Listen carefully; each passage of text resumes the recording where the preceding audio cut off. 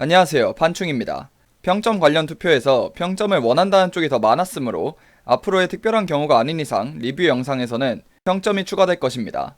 그럼 평점의 기준 역시 중요하겠죠? 그 기준 바로 시작하도록 하겠습니다. 우선 평점 항목은 크게 두 가지로 나뉘어집니다.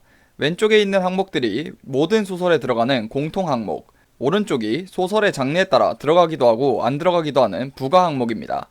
왼쪽의 항목은 점수가 높을수록 명작에 가깝고 낮을수록 양판소에 가까운 항목입니다. 물론 명작이라고 모든 사람들이 좋아하는 건 아니니 자신이 양판소를 좋아하는지 깊이 있는 명작을 좋아하는지를 잘 생각해 보셔야 할 것입니다. 점수의 간단한 기준은 총점 5점 중 2점은 양판소, 3점은 평작, 4점은 수작, 5점은 명작, 2.5점이나 3.5점, 4.5점은 뛰어난 양판소, 평작과 수작 사이, 수작과 명작 사이라고 보시면 됩니다. 오른쪽은 소설의 장르에 따라 들어가기도 들어가지 않기도 하는 항목입니다. 이 항목의 점수의 기준은 1점에 가까울수록 적고 5점에 가까울수록 많은 작품입니다. 그리고 0점은 아예 소설에서 없거나 너무 중요하지 않아 신경 쓰지 않을 정도인 경우 항목 자체가 등장하지 않습니다. 예를 들어 얼마 전 리뷰한 멸망 이후의 세계는 19금 요소나 개구 요소가 매우 적거나 없으니 평점 항목이 없겠지요. 그리고 멸망 이후의 세계 리뷰에서 평점에서 있었는데 삭제한 항목이 있는데 바로 대중성 항목입니다. 이 부분은 고민 끝에 삭제하기로 했습니다. 그 이유는 대중성은 시대에 따라 달라지는 것이며 소설 연재 사이트마다 인기 있는 소설들의 스타일의 차이가 있습니다.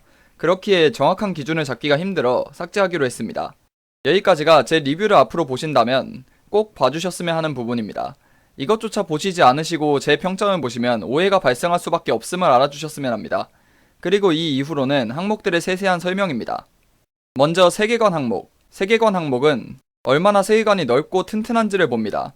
단순히 물리적인 넓음이 아닙니다. 우주가 나오고 은하가 나온다고 해서 점수가 높지 않습니다.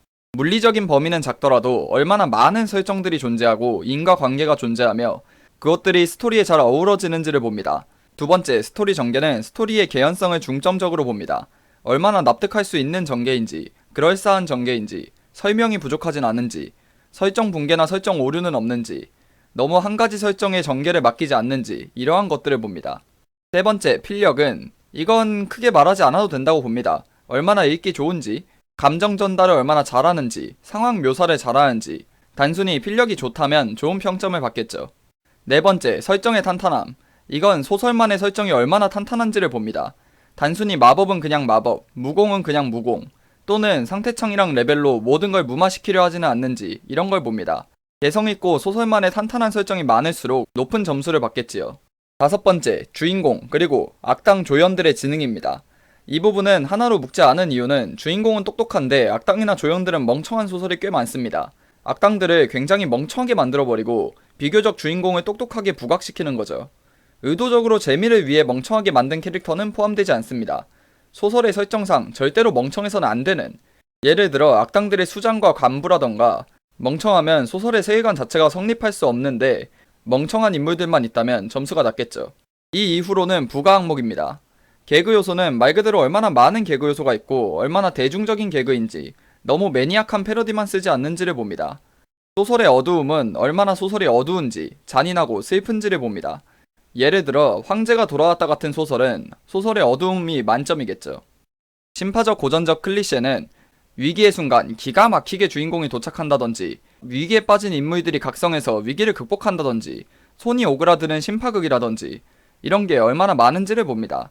물론 웃기려는 의도가 다분한 클리셰는 제외됩니다. 스토리의 깊이와 스토리의 가벼움은 서로 상반되는 항목으로 같이 들어가는 일은 없을 겁니다. 소설이 가벼운 소설이면 스토리의 가벼움이, 무거운 소설이면 스토리의 깊이가 들어갑니다. 이 부분은 주인공이 하는 행동의 결과와 악당들의 수준을 봅니다. 스토리가 가벼운 소설은 주인공이 하는 일은 무조건 좋은 일이고 손해보는 자들은 전부 나쁜 놈들인 경우죠. 악당들은 그냥 나쁘고 주인공은 무조건 선인 입장이고 주인공의 행동에 나쁜 놈들만 손해보고, 그렇게 하면 가벼운 소설이죠. 스토리의 깊이는 주인공의 적인 악당도 신념이 있고 목표가 있는 그런 매력적인 악당인 경우죠. 예전에 지옥에서 독식을 리뷰할 때 말한 그런 악당 말이죠. 그러면서 얼마나 주인공에게 피해받는 사람들을 제외시키지 않고 스토리를 진행하는지 이런 점을 봅니다. 주인공의 나태함, 가끔가다 소설 중 나태하고 일하기 싫어하는 주인공들이 있습니다. 이게 얼마나 심한지를 봅니다. 무한전생 시리즈의 주인공은 망나니 편을 제외하고 모든 소설에서 처음부터 끝까지 단 한 번도 진심으로 임하지 않습니다. 한 번쯤은 나서서 다 쓸어버리고 그런 걸 보고 싶은데 그런 게 전혀 없지요. 이러한 나태함이 얼마나 심한지를 봅니다. 19금 요소는 뭐 색드립이나 19금 씬이 얼마나 되는지를 주로 보죠. 주로 조아라 소설들이 많지요. 그리고 평점 매기는 것에 반대하시는 분들의 의견도 모두 읽어보았습니다.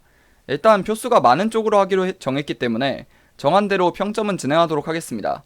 평점을 매기는데 우려하시는 부분 저도 많이 생각했었고 여러분의 의견을 들으면서 다시 한번 생각하게 되었습니다. 단점을 아예 없애는 것은 불가능하겠지만 최대한 줄이도록 노력하겠습니다. 마지막으로 앞으로의 영상을 판단하는 데 도움이 되시도록 평점을 매기지 않았던 앞의 영상들을 전부 매기는 건 불가능하니 가장 조회수가 많고 작가님도 보셨던 만년만에 귀환한 플레이어의 평점으로 영상을 마무리 짓도록 하겠습니다. 제가 매기는 만년만에 귀환한 플레이어의 평점은 세계관 3점, 스토리 전개 3.5점, 필력 4점, 설정의 탄탄함 2.5점, 주인공의 지능 5점, 악당, 조연들의 지능 3.5점, 개그 요소 5점입니다.